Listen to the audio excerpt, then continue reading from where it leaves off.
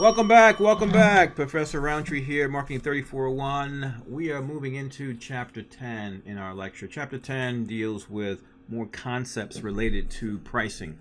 And then we'll move into Chapter 11. And Chapter 11 gets into a little bit more detail strategically about how you use price. So more in-depth strategies.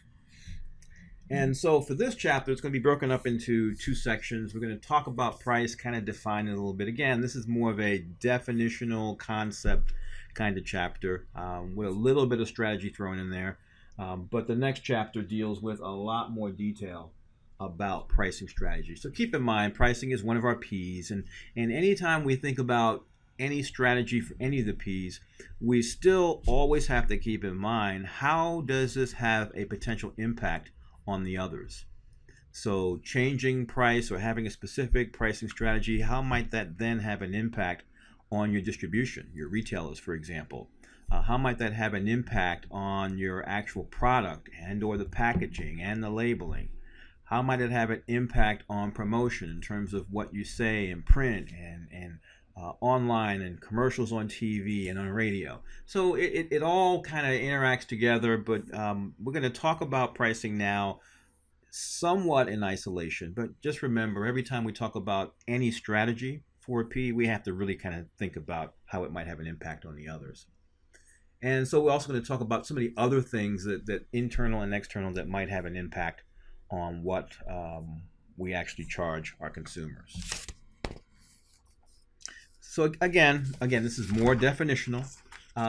Price, I think we're all familiar with price. I think the important point that I want you to take away from this is the fact that when we actually pay a price for a particular product or service, that is only one cost, and that's going to be the monetary portion of the cost. And then the additional stuff is going to be the non-monetary cost. That could be the time, the convenience, the emotional effort that we have. Think about what we talked about earlier in terms of involvement. All those things are non-monetary costs that kind of creep into people's perceptions of whether or not they're getting value. So it's not just the sticker price, it's all the other stuff that go into determining whether or not they're getting enough benefits to ultimately believe that they're getting value. If they're driving 200 miles to save $200, it might not be worth it for them. Okay.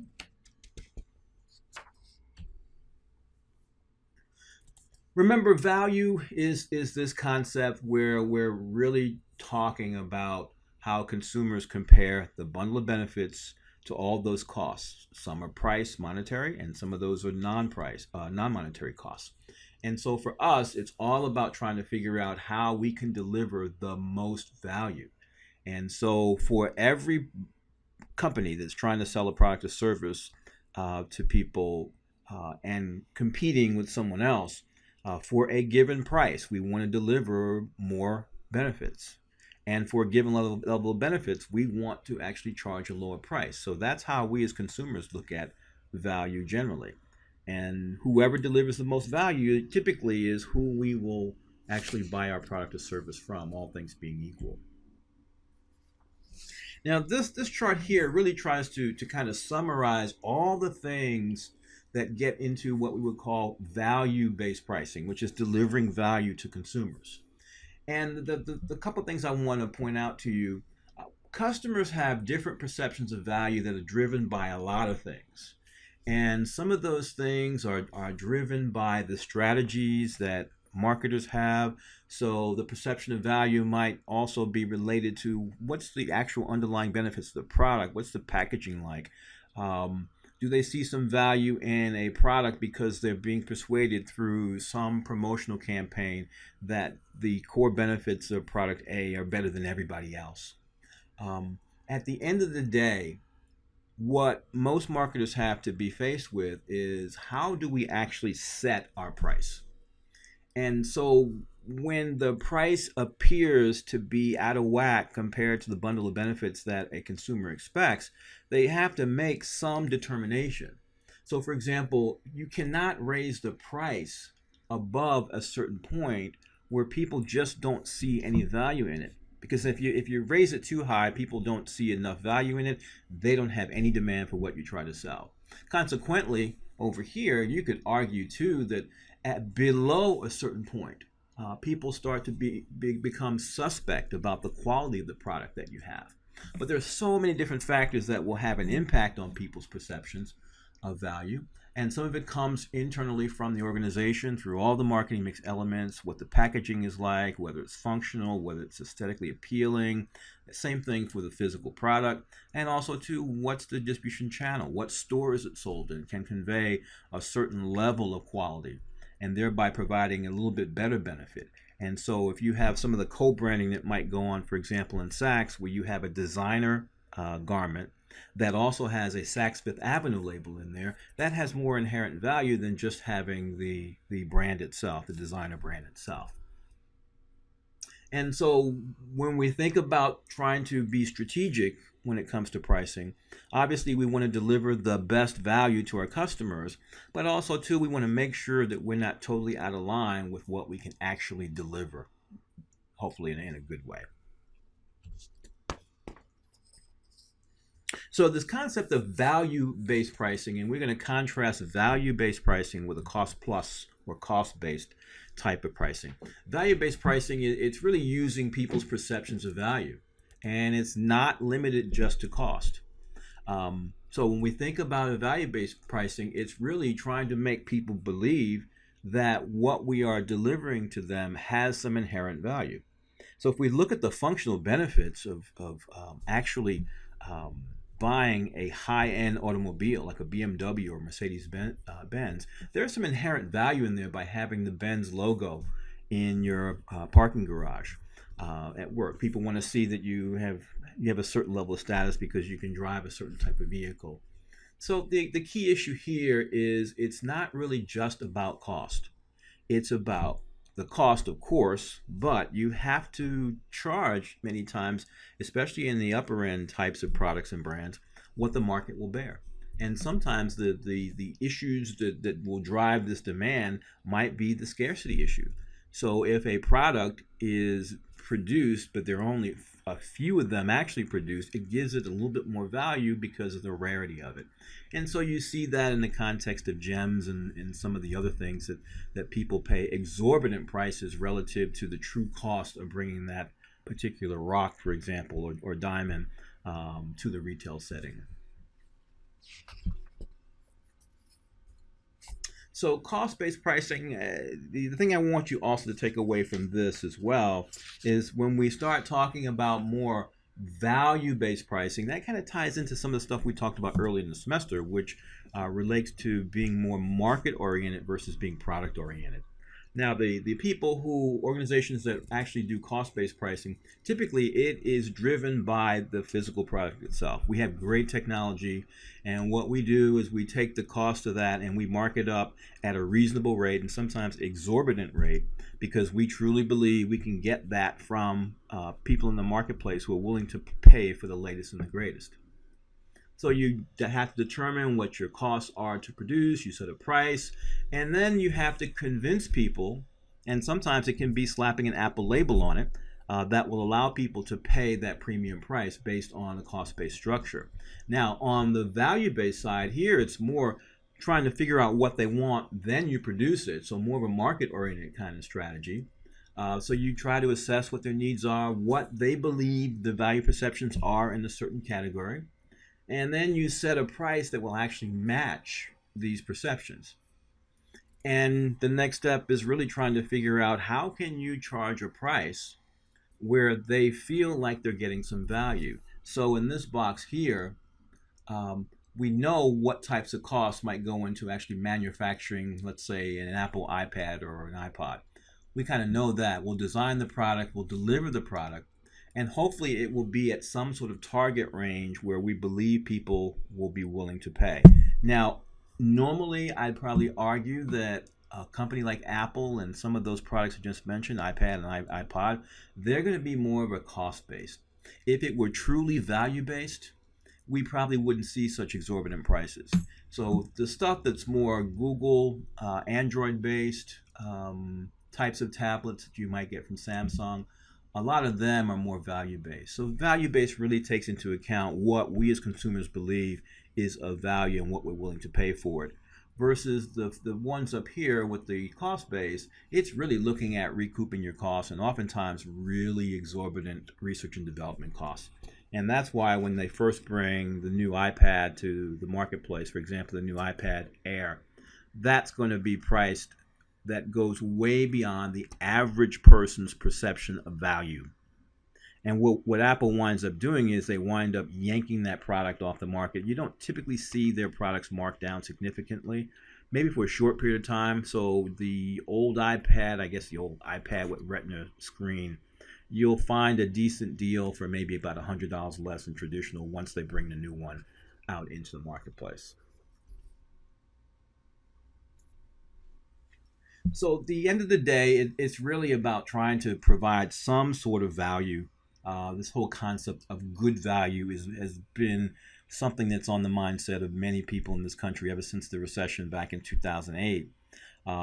That's why if you walk up and down the aisles of Walmart, you'll see that great value store brand that they have, which is really trying to tap into the average consumer's mindset, where they're really making comparisons between national brands and store brands just to see if they're getting their money's worth based on how much they have to pay as a premium to get a manufacturer's brand.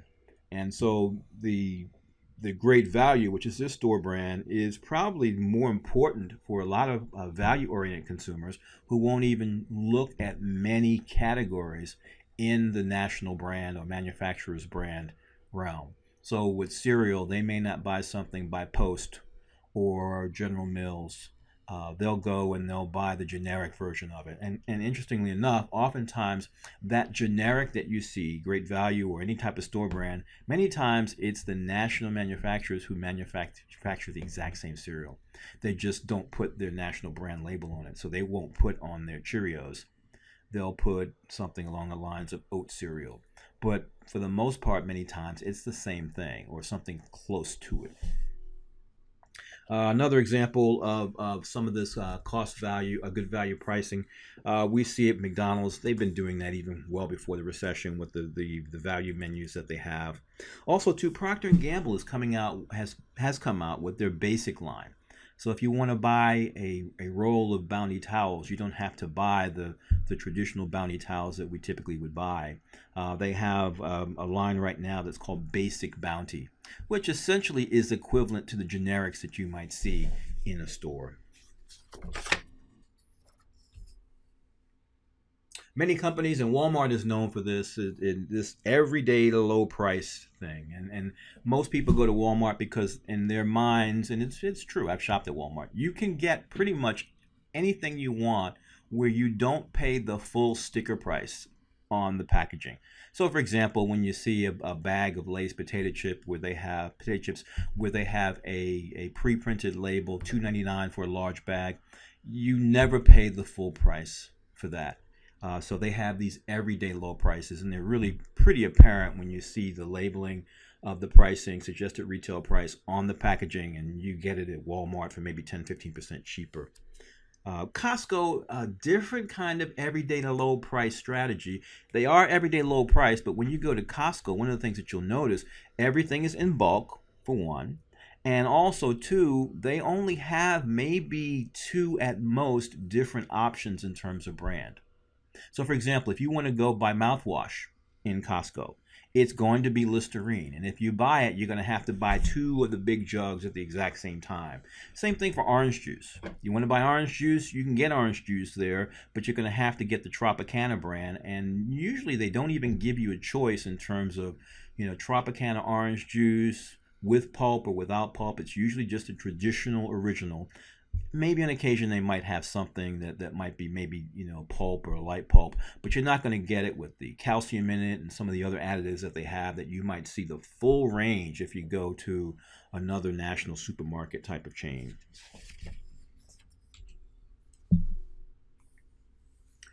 Some stores, Macy's and Kohl's, are some good examples of what we call these high-low pricing. Basically, they put everything out there at the suggested retail price from the manufacturer, but everything is discounted because they're always running a sale.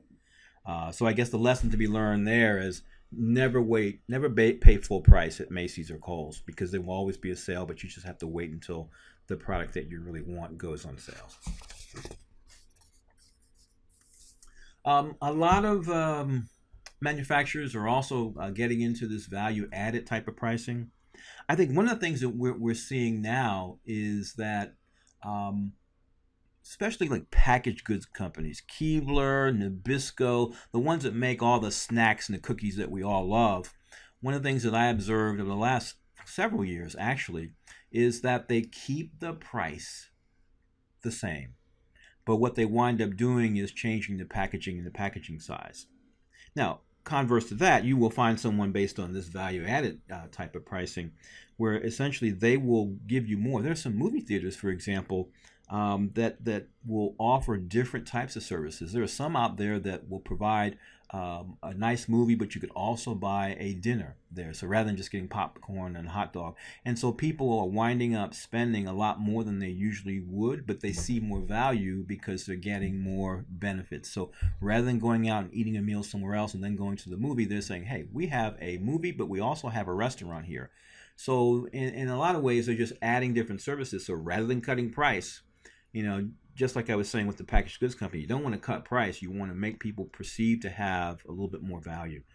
Some of it is smoke and mirrors, I will admit. And so as consumers, I think most of us look at it sometimes and we see when packaging sizes are, being diminished.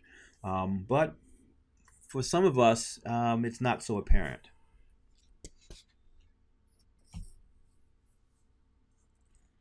So getting back to this cost-based pricing, you guys may remember from basic accounting, when we think about costing and the different types of costs, there are generally two categories. They're going to be your variable costs and your fixed costs. So always remember that with a variable cost, typically the amount per unit doesn't go up, but the total goes up depending on the number of units that you're actually producing.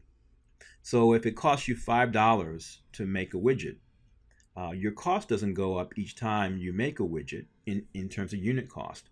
But if you multiply the cost by the number of units, with each unit that goes up, the variable cost total will go up as well.